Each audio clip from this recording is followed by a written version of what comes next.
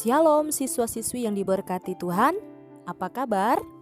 Senang rasanya kita kembali bertemu dalam pelajaran pendidikan agama Kristen melalui video pembelajaran. Siswa-siswi ibu yang diberkati Tuhan, sebelum kita memulai kegiatan belajar kita, mari kita baca sebuah ayat dari Alkitab. Silakan buka Alkitab kamu, tertulis dalam Yohanes 14 ayat ke-26. Mari kita baca bersama-sama. Begini firman Tuhan, tetapi penghibur yaitu Roh Kudus yang akan diutus oleh Bapa dalam namaku, dialah yang akan mengajarkan segala sesuatu kepadamu dan akan mengingatkan kamu akan semua yang telah kukatakan kepadamu. Siswa-siswi ibu, ayat ini berhubungan dengan pembelajaran kita kali ini.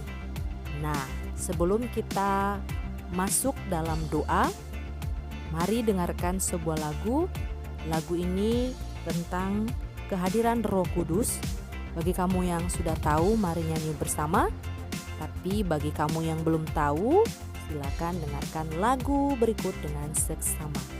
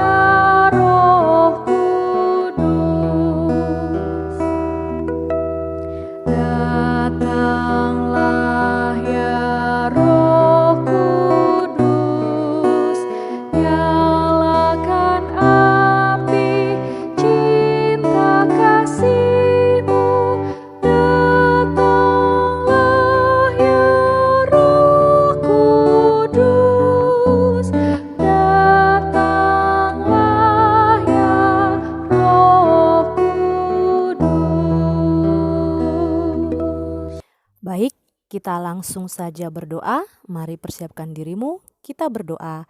Terima kasih Tuhan Yesus buat hari ini karena Engkau berikan kami kesempatan untuk kembali belajar. Tuhan Yesus, berkati kami yang saat ini akan belajar, berikan kami hikmat dan kepintaran, sehingga pembelajaran kami hari ini berjalan dengan lancar. Dalam nama Yesus Kristus kami berdoa dan mengucap syukur. Amin. Siswa-siswi ibu yang diberkati Tuhan, judul pelajaran kita hari ini adalah Roh Kudus penopang hidup orang beriman. Sebelum kita masuk dalam penjelasan, Ibu akan sampaikan tujuan dari pembelajaran kita kali ini. Yang pertama, mengimani peran Roh Kudus dalam proses hidup beriman melalui lagu. Yang kedua, membangun sikap saling menolong dengan sesama sebagai wujud hidup yang dipimpin oleh Roh Kudus.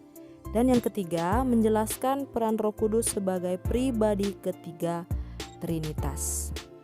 Kita langsung saja masuk dalam penjelasan yang pertama.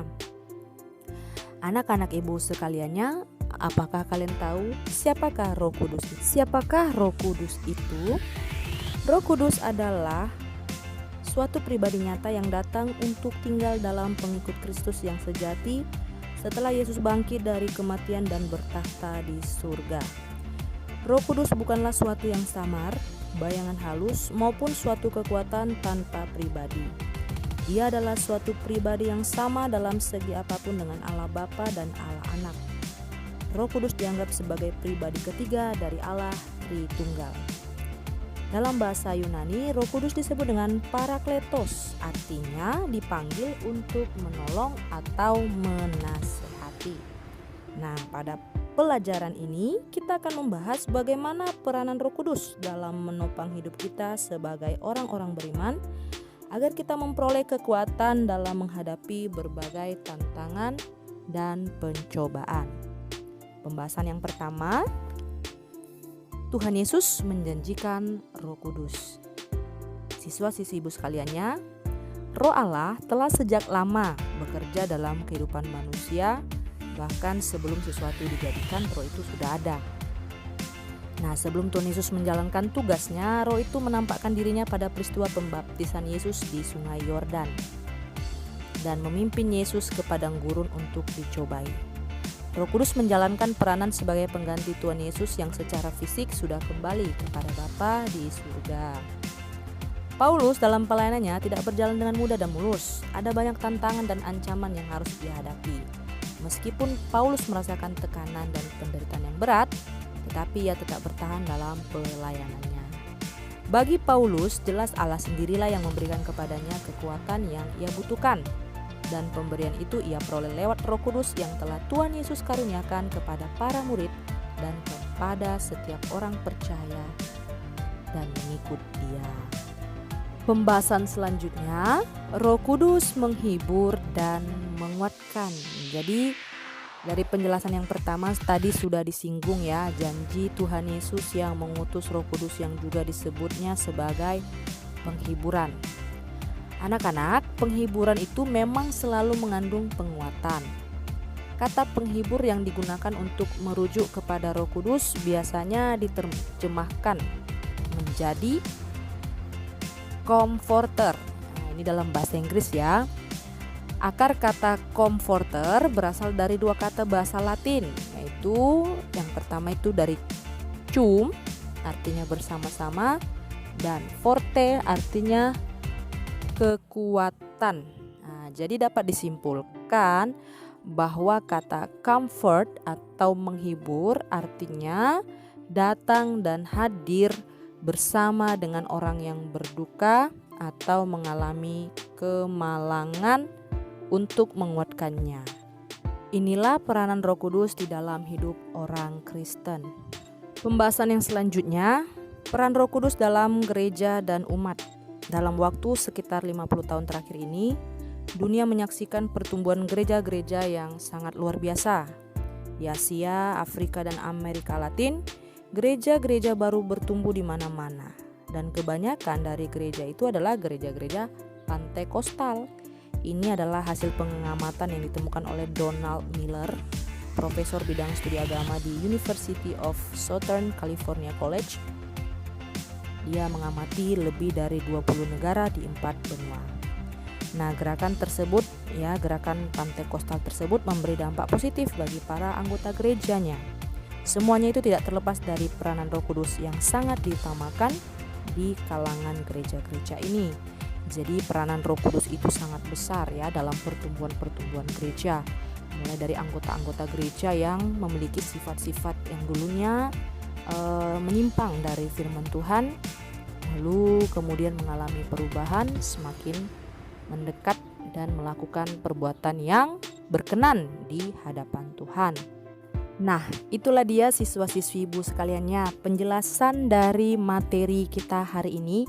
Semoga kamu semua dapat memahami dan mengerti. Selanjutnya kita akan masuk dalam penugasan. Ini dia tugas yang harus kamu kerjakan di rumah. Nah, tugas ini kamu kerjakan lalu kamu kirim ke classroom tepat waktu ya, sesuai dengan waktu yang sudah Ibu tentukan. Baiklah siswa-siswi Ibu sekaliannya, Ibu berharap kamu di rumah tetap semangat mengerjakan tugas-tugas. Kita akan akhiri pembelajaran kita kali ini. Mari persiapkan dirimu berdoa. Kita bersatu dalam doa. Terima kasih banyak Tuhan Yesus buat kesempatan ini. Kami sudah selesai melakukan pembelajaran. Biarlah itu semua menjadi pembelajaran yang berguna bagi kami. Kami serahkan kehidupan kami dalam tangan Tuhan. Dalam nama Yesus Kristus kami bersyukur. Amin. Baiklah siswa-siswi Ibu sekaliannya, sekian dulu pertemuan kita dalam video pembelajaran ini. Kita akan bertemu kembali di video pembelajaran selanjutnya. Ingat, jangan lupa berdoa di rumah supaya COVID-19 segera berlalu dan kita boleh kembali belajar seperti biasa. Dan dimanapun kamu berada, tetap laksanakanlah protokol kesehatan. Sampai jumpa dalam video selanjutnya. Tuhan Yesus memberkati. Shalom.